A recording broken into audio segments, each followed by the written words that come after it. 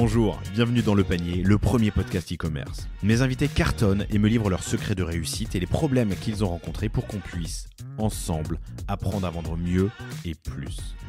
Mon engagement ici est simple, avoir une conversation sans filtre et sans faux semblants, et à ce que vous repartiez inspiré des succès, mais également des échecs, de mes invités, avec les bons outils et les bons réflexes.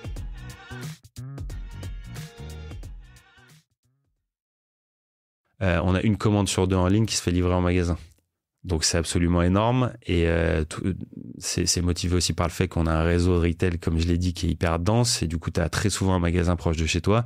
Du coup, à partir du moment où tu as une commande sur deux qui est livrée en magasin, qu'est-ce que tu mets à disposition de ta vendeuse pour que ça se passe de manière hyper fluide pour la cliente et pour la vendeuse, que ce soit pas le truc hyper complexe, long et tout et qui fasse attendre tout le monde.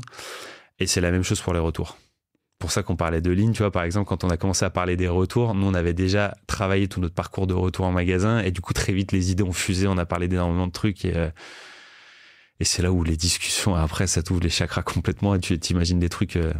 Alors, restons sur le premier point qui est l'identification. La brique, la clé, c'est l'identification du client, de la cliente, on est d'accord? Ouais, c'est les mêmes parcours qu'en ligne, en fait. Vas-y. On a tous les sujets, quand tu dis en ligne, notre enjeu d'identification, c'est de l'identifier, enfin, c'est de connaître ta cliente quand elle arrive sur le site, mais en fait, on a reporté ces logiques-là en magasin. Et du coup, tu as énormément de scénarios. Typiquement, on parlait du mesuré, qui a un vrai objectif de service client pour qu'il y a énormément de clientes qui ne connaissent pas leur taille ou qui pensent la connaître et finalement qui se rendent compte que c'était pas forcément la bonne et qu'elle pourrait être beaucoup plus à l'aise dans ce qu'elle porte. Donc, ça fait vraiment partie aussi bien que les CIH, ça fait partie des signatures, en fait, de vente en magasin. Et typiquement, le mesuré, tu vois, il y a des parcours très simples qui sont de dire, si vous voulez, je vais prendre votre taille avec mon mètre. C'est la vendeuse qui te propose ça. Et du coup, si vous voulez, tout simplement, l'enregistrer sur votre compte pour que dans 2 mois, quand vous reviendrez ou la semaine prochaine, en fait, vous n'aurez tout simplement plus à vous poser la question, vous la retrouverez naturellement. Et si demain, tu décides d'acheter en ligne, pareil, tu n'auras plus à te poser la question, tu feras confiance à ce que on a vu ensemble lors de ta dernière visite en magasin. Du coup, typiquement, tu vois, ça donne du sens à, du coup, si vous avez un compte, on peut l'enregistrer dessus, sinon on peut en créer un, etc.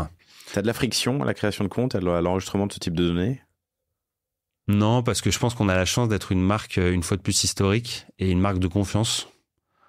Du fait qu'on soit présent dans le paysage, notamment français, depuis toujours, en fait, je pense que déjà, on a énormément de clientes qui sont déjà encartées chez nous. Et on n'a pas forcément de réticence quand c'est amené avec du sens. Alors, quand on te demande en magasin de créer un compte juste pour créer un compte, souvent t'es réticent parce que ça t'apporte rien. Non, à partir du moment où ça fait du sens et que c'est fluide, en fait, il y a beaucoup moins de sujets. Et l'argument de la vendeuse, ça va pas être de dire c'est juste que demain je veux t'envoyer un email. C'est en fait pour toi déjà, ne serait-ce que sur ta taille, tu sois absolument sûr de pouvoir. Les arguments, il y a la taille. Qu'est-ce qu'il y a d'autre? Il y en a plein. En fait, on a démultiplié les scénarios d'identification comme ça, où je parlais du retrait de commande. C'est un scénario et un parcours que j'aime bien parce que en fait, avant même que ta cliente arrive en magasin, tu sais qu'elle va venir parce que tu sais qu'elle a une commande qui l'attend. Donc plutôt que d'avoir à lui redemander qui c'est, de redemander son numéro de commande, etc. T'as ta liste des commandes qui t'attendent, t'as juste à lui demander son prénom, tu la retrouves en 2 minutes, ça connecte le compte fidélité automatiquement parce que tu sais qui a acheté. Il y a plein de scénarios comme ça qui sont hyper intéressants.